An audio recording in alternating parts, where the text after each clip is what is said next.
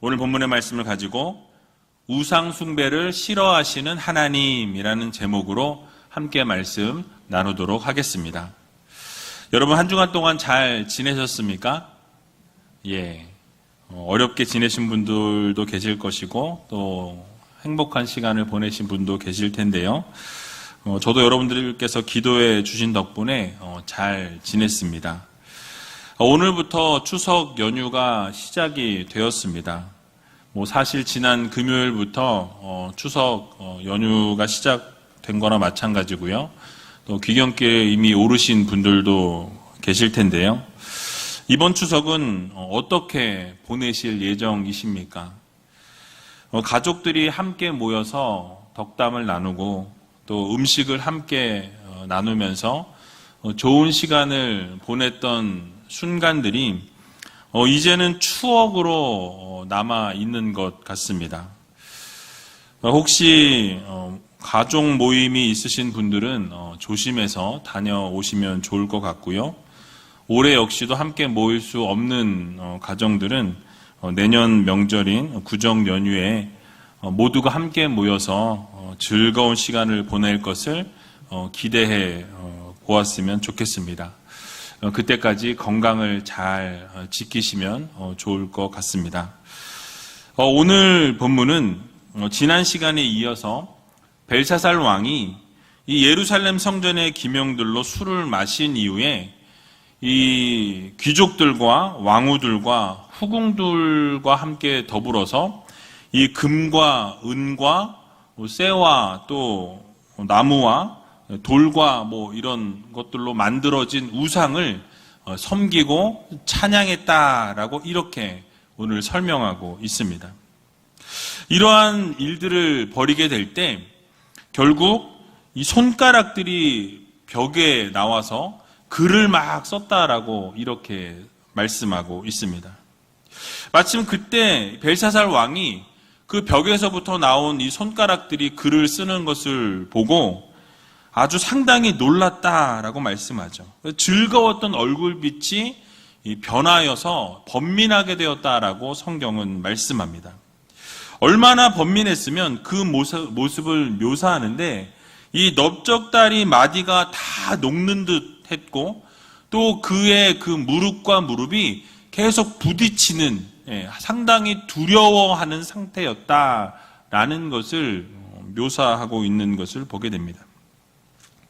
이에 벨사살 왕은 소리를 지르면서 이 술객과 갈대아 술사와 점쟁이들을 다 부르고 지혜자들을 다 모아서 이 글자를 해석하는 자에게 자색 옷을 입혀주고 금고리를 목에 걸어주고 또 셋째 번의 이 통치자의 자리에 앉히겠다라는 파격적인 이런 행보를 하게 되죠. 그러나 그 누구도 그것에 대해서 해석할 수 있던 사람은 없었다라고 말씀합니다. 그러자 왕은 더 크게 번민하게 되었고 얼굴빛이 변하게 되었다라고 말씀하면서 오늘 본문이 맞춰지게 되죠. 자, 그렇다면 이 본문 말씀을 통해서 하나님께서 우리들에게 주시고자 하는 교훈의 말씀이 무엇인지 같이 한번 생각해 보는 시간을 갖도록 하겠습니다. 오늘 본문 4절을 보니까 이렇게 말씀을 시작합니다. 우리 같이 한번 4절 읽어보도록 하겠습니다. 무리가 술을 마시고는 그 금, 은, 동, 철, 목, 석으로 만든 신들을 찬양하니라. 아멘. 자, 벨사살 왕은 지난번에 말씀드린 것처럼 해서는 안 될 일을 하나님 앞에서 아무렇지 않게 저질렀다라고 말씀을 드렸습니다. 어떤 일을 저질렀습니까? 바로 예루살렘 성전에 있는 기명들, 기구들을 가지고 와서 그 금그릇과 은그릇들에다가 이 술을 부어서 마셨다라고 이렇게 말씀하죠. 그러니까 거룩한 하나님께 드려질 예배 때 사용되어져야 될 이 성전의 기명들을 자신이 마음대로 가지고 나와서 그곳에다가 술을 부어서 마시면서 하나님을 모욕하고 하나님을 멸시하는 행위를 하게 되었습니다. 그런데 그 행동에서 멈춘 것이 아니라 그 술을 마신 이후에 그 사건이 오늘 기록되어 있는데요. 금과 은과 동과 철과 나무와 돌로 만든 우상에게 이제는 그 술을 마신 상태에서 찬양하고 경배했다라고 이렇게 설명하고 있는 것을 보게 됩니다. 자, 여기서 말하고 있는 이 신들은 바벨론에 있는 온갖 잡신들을 총칭하는 것이라 할 수 있습니다. 이 바벨론에는 다신, 여러 신들을 섬기고 있었는데요. 그 신들의 형상에다가 찬양하고 경배하는 행위를 했다라는 것이죠. 그러니까 하나님을 모욕한 것도 모자라서 이제는 이 잡신들에게, 우상들에게 절을 하고 우상들을 찬양하고 우상들을 경배하는 일을 서슴지 않았다라는 말씀이에요. 여러분, 출애굽기 20장 2절에서 6절의 말씀을 보면 하나님께서 모세에게 10계명을 허락해 주시면서 분명히 우상 숭배에 대해서 이렇게 해라, 이렇게 하지 말아라 라는 것을 쭉 설명해 주시는 것을 볼 수 있습니다. 하나님이 얼마나 우상 숭배를 싫어하셨는지 같이 한번 읽어보겠습니다. 출애굽기 20장 2절에서 6절의 말씀입니다. 나는 너를 애굽 땅 종 되었던 집에서 인도하여 낸 너의 하나님 여호와로라.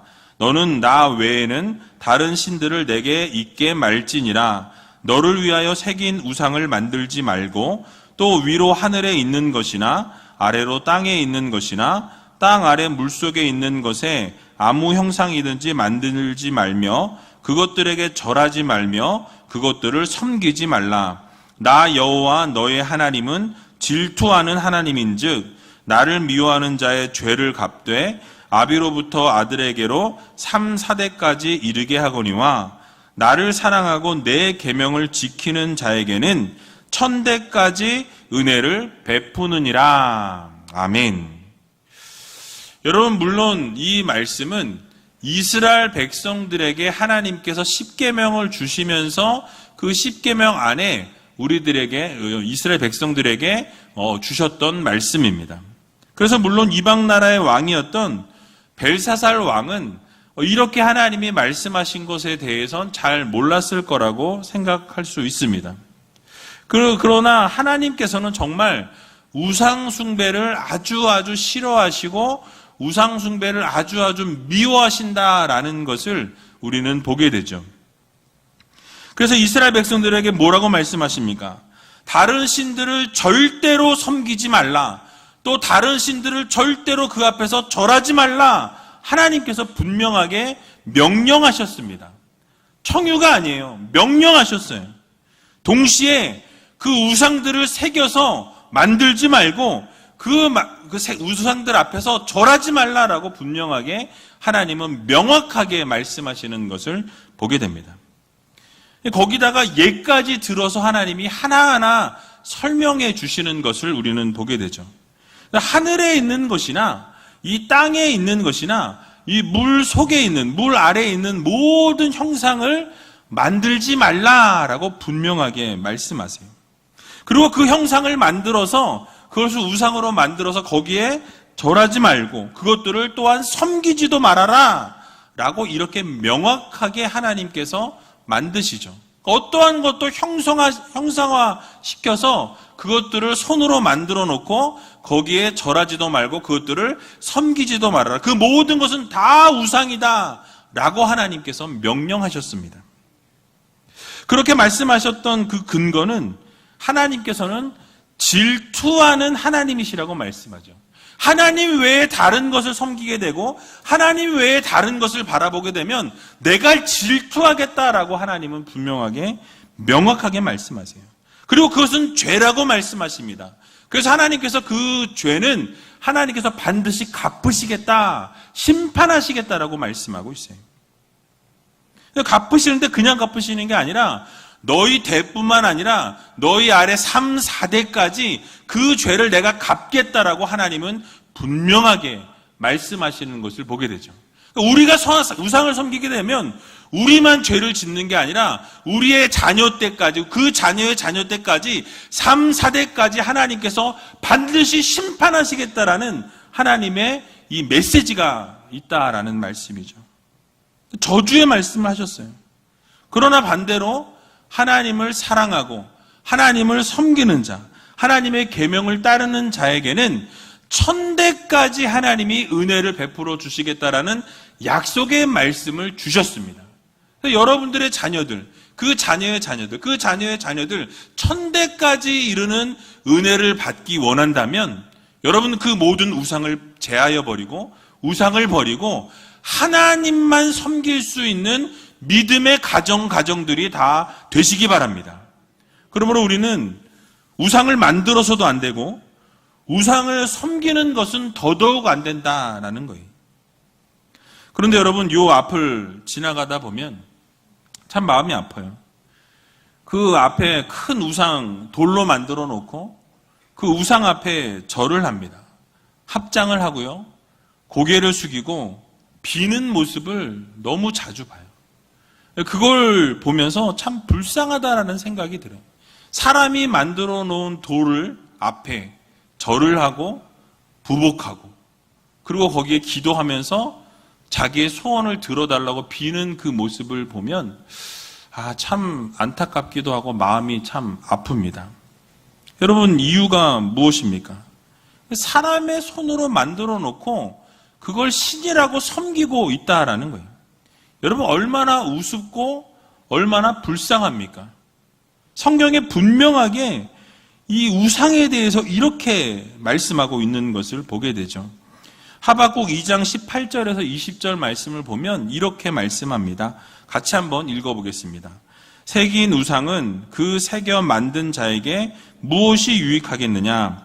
부어 만든 우상은 거짓 스승이라. 만든 자가 이 말하지 못하는 우상을 의지하니 무엇이 유익하겠느냐? 나무더러 깨라 하며 말하지 못하는 돌더러 일어나라 하는 자에게 화 있을진저 그것이 교훈을 베풀겠느냐? 보라, 이는 금과 은으로 입힌 것인즉 그 속에는 생기가 도무지 없느니라. 오직 여호와는 그 성전에 계시니 온 천하는 그 앞에서 잠잠할지니라. 아멘. 여러분 뭐라고 말씀합니까? 사람이 손으로 만든 우상은 뭐예요?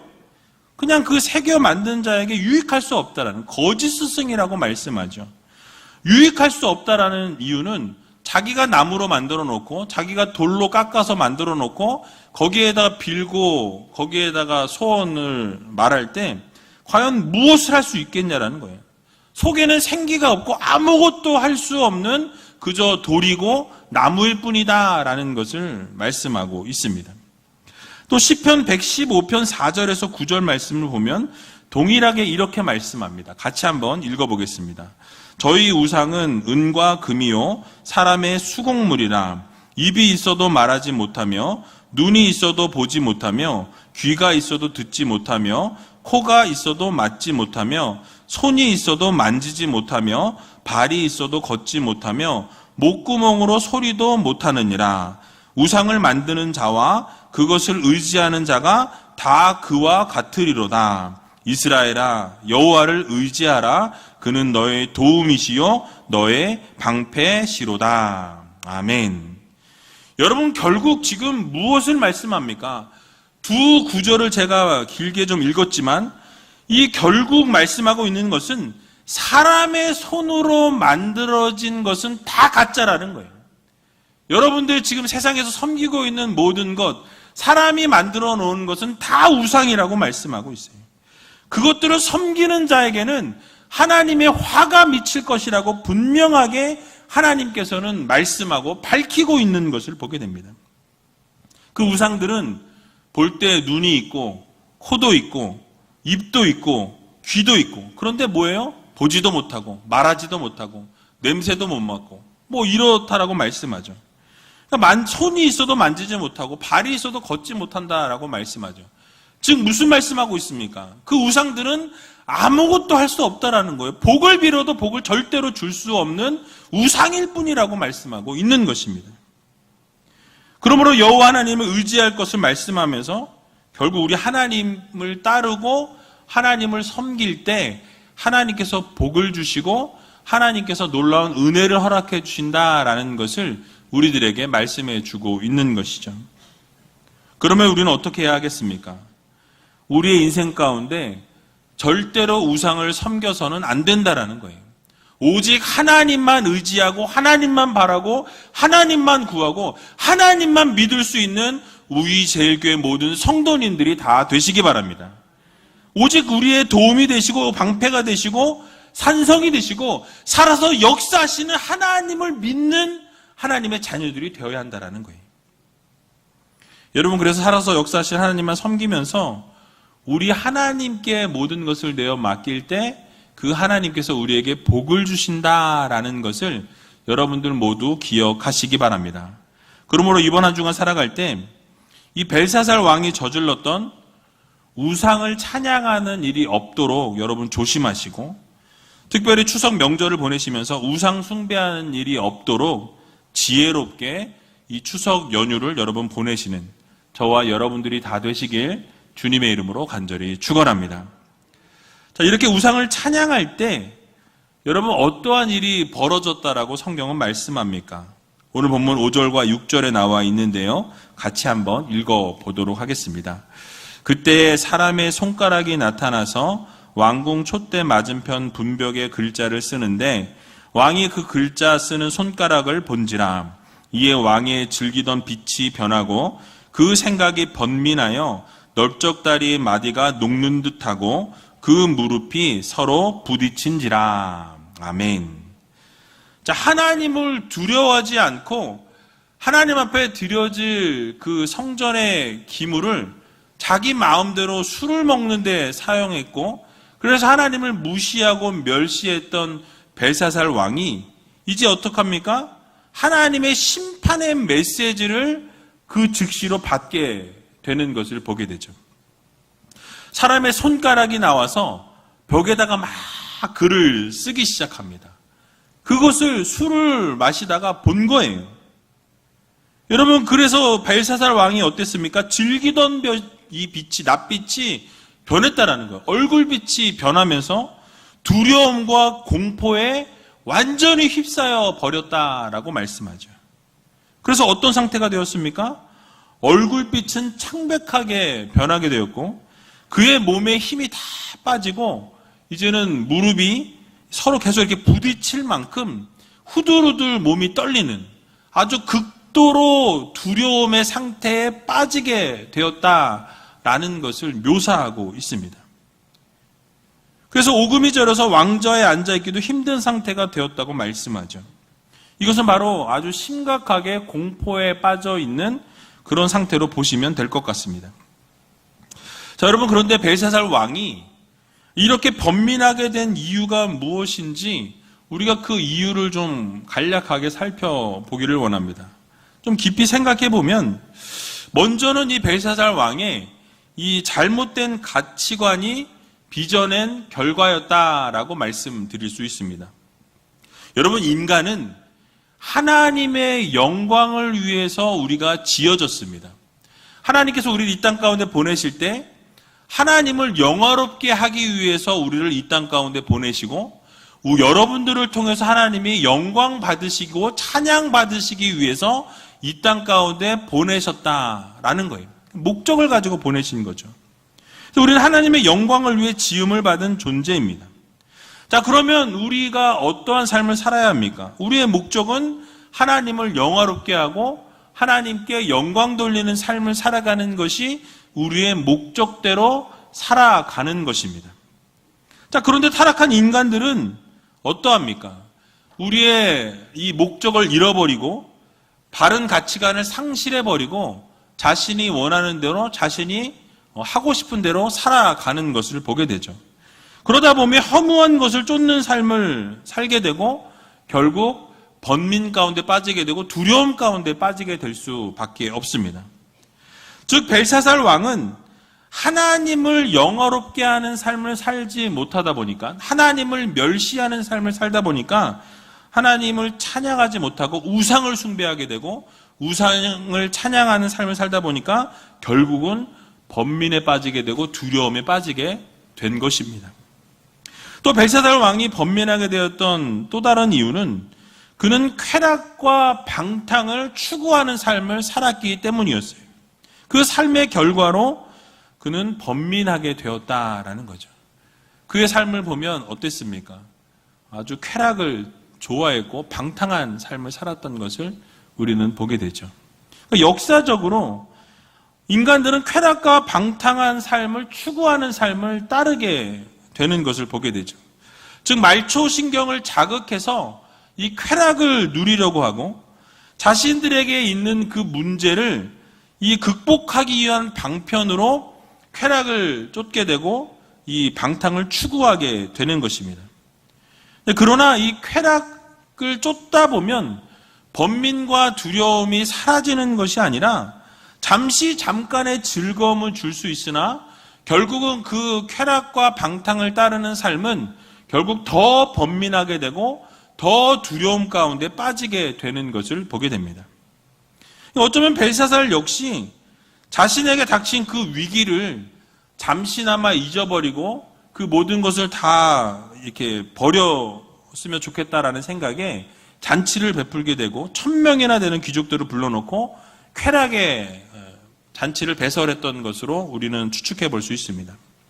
그러나 그런 시간들로 위기가 극복된 것이 아니었어요. 달라진 것은 아무것도 없었습니다. 아니 오히려 그 잠깐의 쾌락을 누리기 위해서 벌렸던 모든 일들로 인해서 영원한 멸망으로 빠지게 되는 것을 보게 되죠. 결국 자신도 죽었을 뿐만 아니라 바벨론 왕국 자체가 다 망하게 되는 심판을 받게 되는 것을 우리는 보게 됩니다. 여러분, 이처럼 벨사살을 번민에 빠지게 했던 이유를 우리가 생각해 보면서 우리는 그 번민으로부터 어떻게 하면 빠져나올 수 있는지 여러분 힌트를 우리가 얻게 되는 것이죠. 우리가 이 세상 살아가면서 우리는 이 땅 가운데 보내어진 목적을 반드시 기억해야 합니다. 뭐라고 말씀드렸죠? 하나님을 영화롭게 하는 삶, 하나님께 영광 돌리는 삶, 하나님을 즐거워하는 삶을 위해서 우리가 이 땅 가운데 보내진 사람들입니다.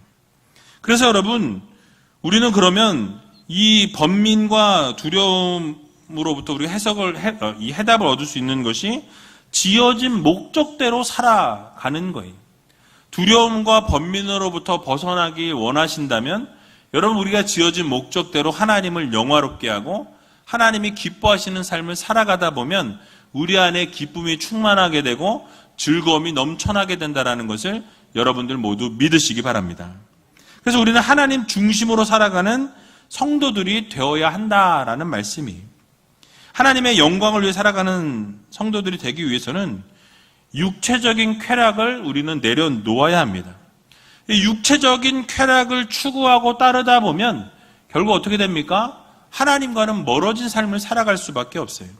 세상을 바라보게 될 수밖에 없고요. 세상을 바라보다 보면 하나님과는 동떨어진 삶을 살아갈 수밖에 없게 되는 것입니다. 하나님을 놓치게 되고요. 하나님이 기뻐하시지 않는 삶을 살게 되고 결국은 하나님과 정반대의 길로 나아가게 되는 것을 우리는 보게 되는 것이죠.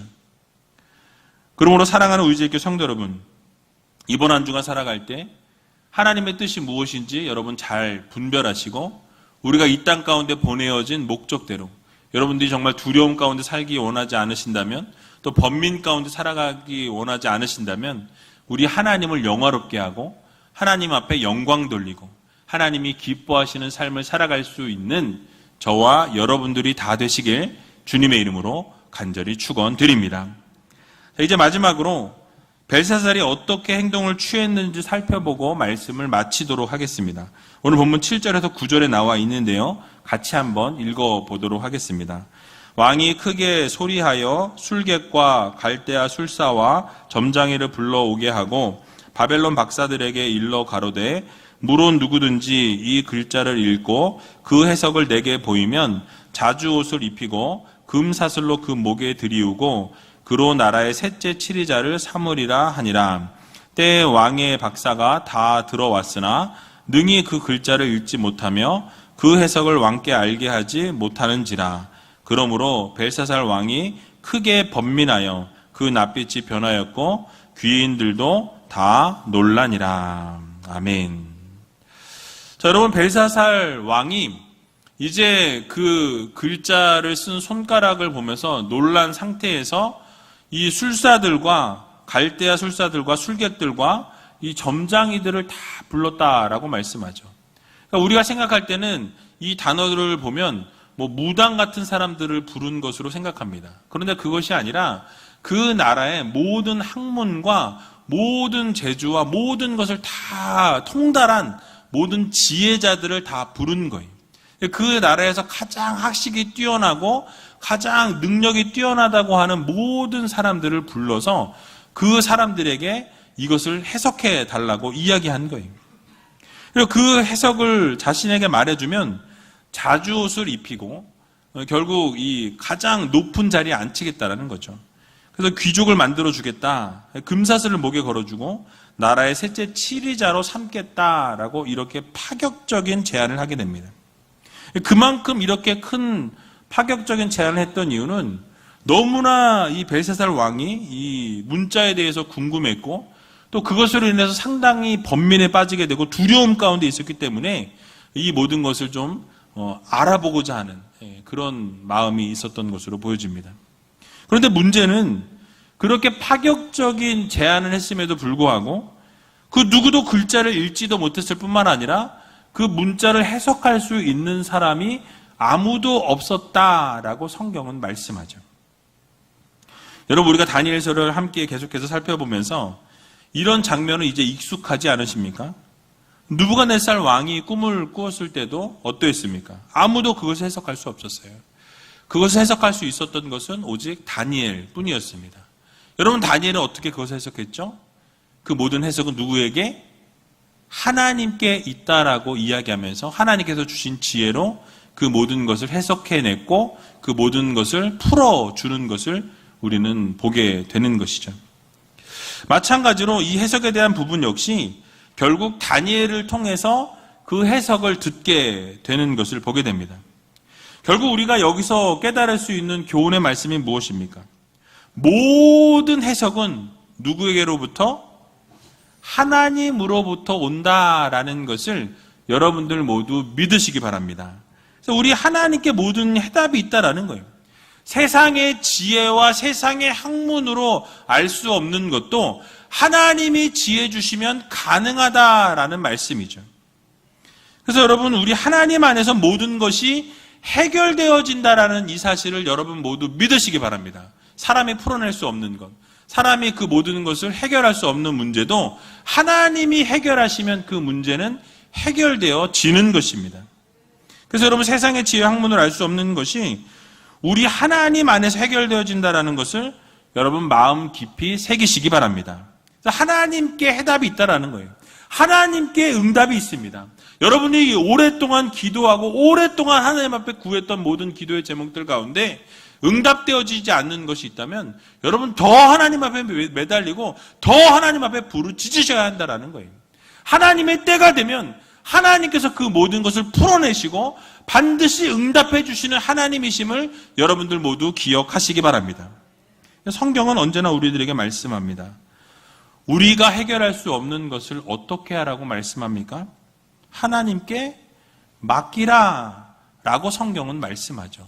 너희가 할 수 없는 것들을 하나님께 맡기면 우리 하나님께서 들으시고 어떻게 하세요? 응답하시는 전지전능하신 하나님이십니다. 그래서 여러분, 하나님을 우리가 인정하고 하나님을 믿고 신뢰하며 하나님께 모든 것을 내어 맡길 때, 드릴 때에 하나님께서 그 모든 문제를 해결하시는, 문제 해결자 되시는 분이 바로 우리 전지전능하신 하나님이심을 여러분 모두 기억하시기 바랍니다. 그래서 잠언 3장 5절에서 6절에 보면 이렇게 말씀하죠. 우리 같이 한번 읽어보도록 하겠습니다. 너는 마음을 다하여 여호와를 의뢰하고 내 명철을 의지하지 말라. 너는 범사의 그를 인정하라. 그리하면 내 길을 지도하시리라. 아멘. 여러분 무엇을 말씀합니까? 우리의 명철, 우리의 지혜에 한계가 있어요. 그래서 그것을 의지하지 말라는 거예요. 너희들 스스로 하려고 하지 말라라고 말씀하죠. 어떻게 하라고 말씀합니까? 하나님을 범사에 인정하라고 말씀하죠. 하나님을 인정하고 하나님 앞에 구하고 하나님 앞에 기도하면 우리 하나님께서 다 이루어 주신다라는 이 사실을 여러분 모두 믿으시고 하나님 앞에 의뢰하고 이번 한 주간도 하나님 앞에 내어 맡김으로 여러분들의 맡겼던 모든 문제가 해결받을 수 있는 귀한 우이제일교회 모든 성도님들이 다 되시길 주님의 이름으로 간절히 축원드립니다.